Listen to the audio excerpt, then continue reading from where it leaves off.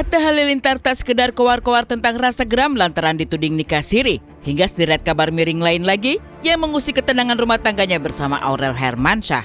Tadi malam, konten kreator satu ini tunjukkan keseriusan membawa kisru hoax ini ke pihak berwajib. Bersama Aurel Hermansyah sang istri, Atta terlihat keluar dari Polres Metro Jakarta Selatan. Menguntai sejemput doa, Atta tak menjelaskan secara gamblang tentang tujuan kehadirannya ke Polres tadi malam.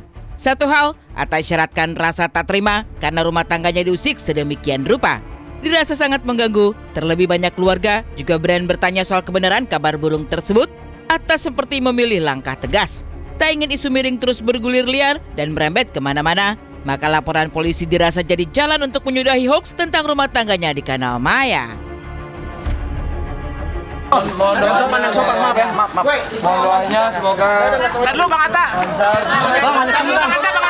mohon doanya semoga lancar. Intinya kan sebagai kepala rumah tangga ditanyain orang katanya lagi cerai apa kan, ada berita-berita yang dibikin seolah saya menggugat cerai, seolah istri menggugat cerai, terus bilang ada nikah siri sama ini sama itu. Menurut saya sih ya udah, karena orang banyak yang ngechat turut katanya Bang Atta cerai apa-apa, sampai keluarga, sampai teman-teman di luar juga, sampai brand-brand sangkanya kita cerai katanya. Jadi ini menurutku beritanya kemana-mana dan ini dipakai untuk oknum-oknum ini mendapatkan view yang banyak.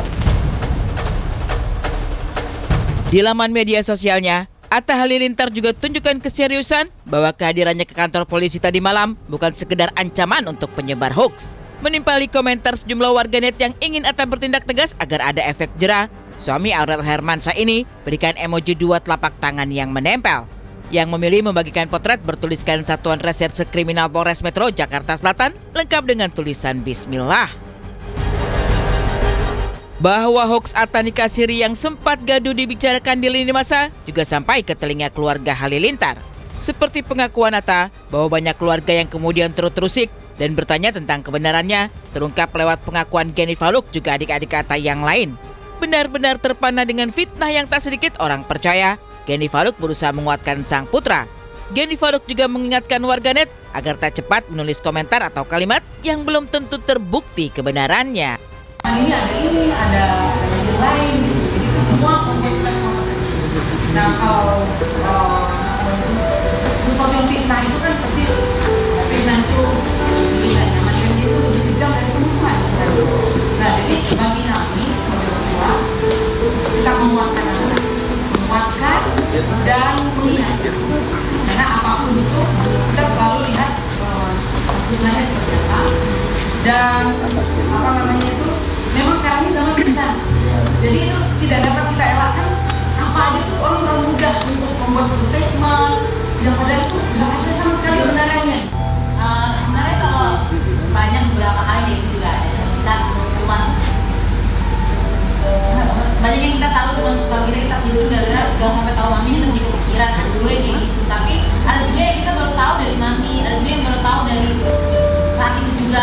Nah kalau yang berita ini, kita juga baru tahu. Itu laporannya sekarang sedang diproses secara hukum ya? Katanya Wi juga kalau Dewi sendiri ya. Bagi Atta Halilintar, sejak melejut cerita bersama Aurel Hermansyah soal hujatan dan berbagai kabar tak sedap bukan cerita baru lagi dalam hidupnya. Mengamini ini sebagai salah satu risiko dari popularitas, Atta merasa tak masalah jika dirinya sendiri yang diusik-usik warganet. Tapi ketika menyangkut keluarga, terutama ketika bisa mengusik ketenangan rumah tangganya, Atta tak bisa berpangku tangan saja. Sadar bahwa tidak semua orang bisa suka dengan mereka, Atta ungkap bahwa segala sesuatu ada batasnya.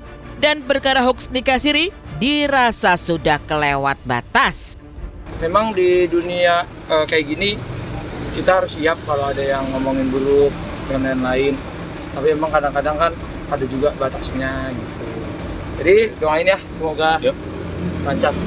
Sekarang kan aku selalu bilang bahwa ini kan memang era sosial media ya, apapun aja bisa diberitakan, apapun aja benar bisa jadi salah, salah bisa jadi benar gitu. Kalau aku sekarang pribadi ya terus terang nggak terlalu ngelihat juga ya gitu. Tapi kadang-kadang ada di explore ya. Kalau di TikTok atau di IG ada di explore kita gitu.